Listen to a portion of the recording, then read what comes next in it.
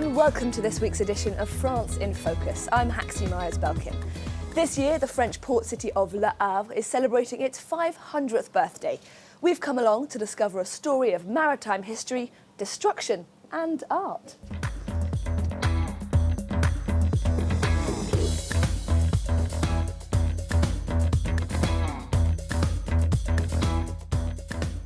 In 1517, King Francis I decided he needed a new port to advance his international trade ambitions, and Le Havre was born.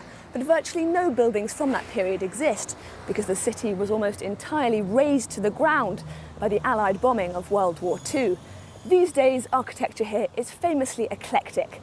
This volcano-shaped art centre behind me, designed by Oscar Niemeyer in 1978, is a perfect example. So how did Le Havre come to be the city it is today?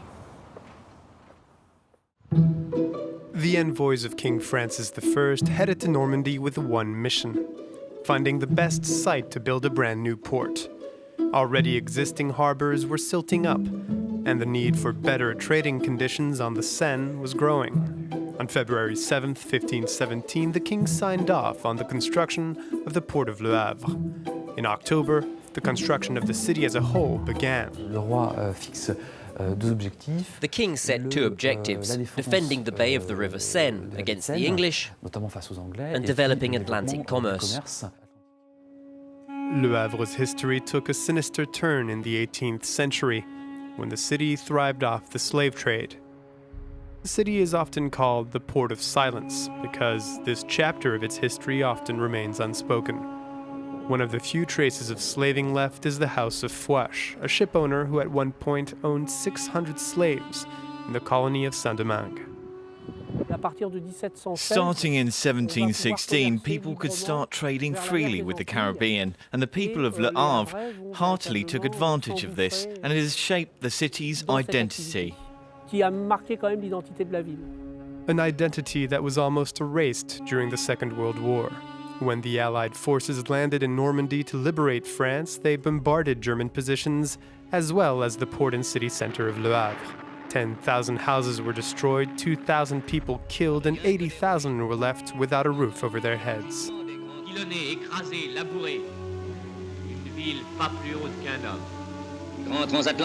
In September 1944, Paulette was just 19 years old.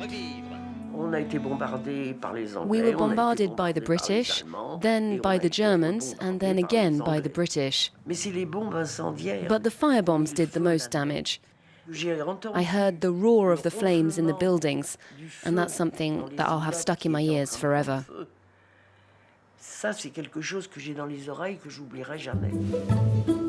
Out of these ruins came the new grid plan urbanism of architect Auguste Perret.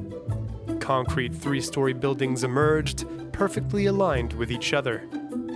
Inside, the apartments are spacious, luminous, and modern.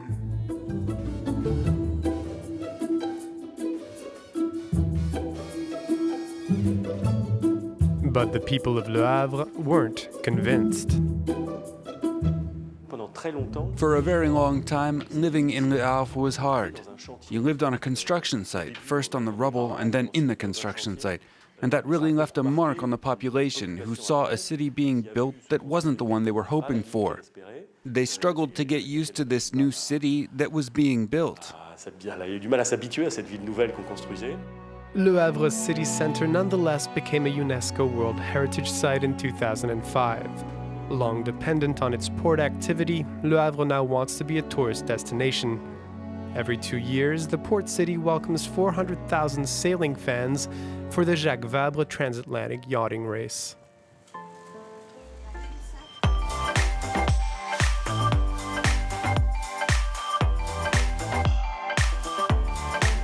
Le Havre's port is vast. In fact, it's the busiest in France, dealing with around 2.5 million containers every year.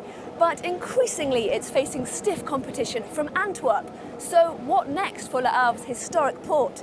And how does the port shape the lives of the people who live here?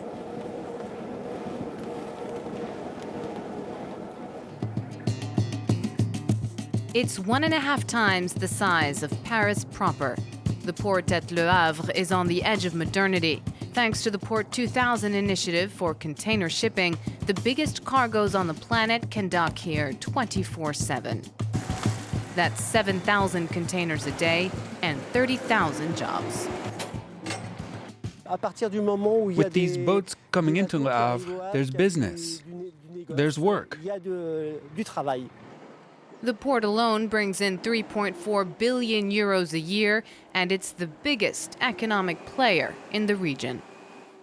The port at Le Havre is the Rolls-Royce of European ports. Port 2000 is high-quality infrastructure. Boats come in and out of Le Havre in just 2 hours. Any ship's captain will tell you that strictly from a naval point of view, the port at Le Havre is the best. But tensions abound. Recently, the port was up in arms over proposed changes to labor laws. If we do nothing against this new labor law, who will work in decent conditions tomorrow? The labor unrest comes at a time when Le Havre is also facing stiff competition from ports like Antwerp and Rotterdam. We've earned a bad reputation because of labour disputes. There's also the current economic climate. But that said, the entire world's dealing with the current economic climate. I think we need to present a new image and have a new social dialogue. And when that happens, clients will feel reassured. The port at Le Havre deals with 2.5 million containers a year, but Antwerp sees 4 times that number at more than 10 million. And yet the Belgian port is 80 kilometers from the sea and accessible only by a river. Meanwhile, Le Havre is directly on the channel. It's true that ship owners would rather go to a coastal port, but commercial cargo services prefer to be closer to their commercial services. And for us, that's Germany, France, Belgium and Holland. We have a geographic advantage, but we also have the links, the canals, the rivers and rail lines. Antwerp serves several European countries, while Le Havre is dedicated to shipping to and from France. Though its location can't be moved, the French port is looking to improve other aspects to boost traffic. Public and private players are hoping to create a smart port where digital services streamline traffic even more. A fresh initiative for a centuries-old port.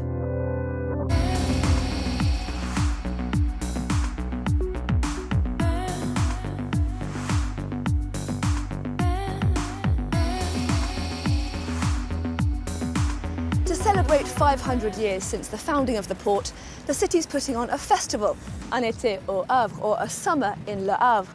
The event consists of a number of historical tours and also a series of exhibitions across the city. Artists were asked to come up with works that they thought best represented the city of Le Havre. Well, joining me now is Jean Blaise, who is the curator of the festival. Thank you very much for speaking to us. How do you think this festival will change the way people see the city? When you're from Le Havre and you've seen your town for 20, 30, 40 years, well, it's always the same and we forget about it. But when we invite artists to come and work on the town to wake it up, to interpret it in their own way, all of a sudden it changes completely. The town becomes buzzing and full of life. And that's the idea. The idea is to show the energy of this town because it's misunderstood. Everyone thinks it's an austere port town full of smoke, an industrial town. But it's something completely different. It's a port, but it's also a beach town, and one that's been entirely reworked by a renowned architect called Auguste Perret, and also by Oscar Niemeyer. So we asked artists to come and interpret this town, to come and create works which portray its true spirit. And a lot of people accuse Paris of having a monopoly on culture in France. Is this festival a way of combating that? Yes, of course. Today, culture is not just to be found in Paris. There's a lot of it in Paris, but there's also Nantes, Toulouse, Bordeaux. All major French cities have understood the need to become attractive, to encourage students to study there. So companies decide to set up their business there, so that their town is desirable. And a project like the one in Le Havre is all about building this desirability, bringing enjoyment to locals and drawing in tourists and new residents. And how are people reacting to the festival here? How are the residents of the city taking all this art? I think residents here in Le Havre are very happy because they've suddenly woken up to this sculpture, as if it fell from the sky, as if a giant came out to play in town during the night, leaving his toys scattered around. So there's this astonishment and surprise, and obviously this pride to come from Le Havre when an event like this is happening. And these colourful arches above us, they're really impressive. Can you tell us something a bit more about the work? So Vincent Ganivet is used to working on these arches, these kinds of monuments, but on a far more modest scale. He usually works with building blocks, so they can fit inside an art gallery. And here he had the vision of doing this with shipping containers. So obviously you can imagine it involves a great deal of precision. It's impressive. All the containers are reinforced from within. The containers in the smaller arc are weighted with concrete. It was necessary to create foundations which can't be seen. So it was an enormous amount of work, which was very different to the sort of work artists usually do in their studios. And that's what impresses people. Even if we don't understand what the intention was, there's this display, this monument, and the factor of surprise creates this delight.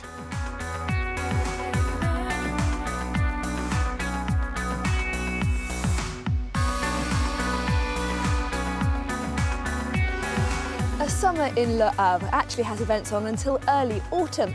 So if you do manage to make it down here, you're sure to see this historic port city in a whole new light. That brings us to the end of this week's show. Thank you very much for watching.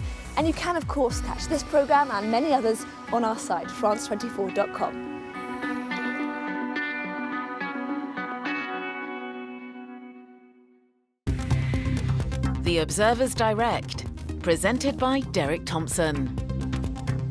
I'm here in Fiji with our observer, Koroi. People in the Pacific are first in the line of fire for climate change. Warmer temperatures mean rising sea levels, and that means low-lying villages being swallowed up by the ocean. There are more storms, and the coral is dying off, meaning fewer fish for communities that depend on the sea for everything. Koroi is part of a group of young people who are telling the world about the dangers they're facing, and their secret weapon is their smartphone. The Observer's Direct on France 24 and France24.com.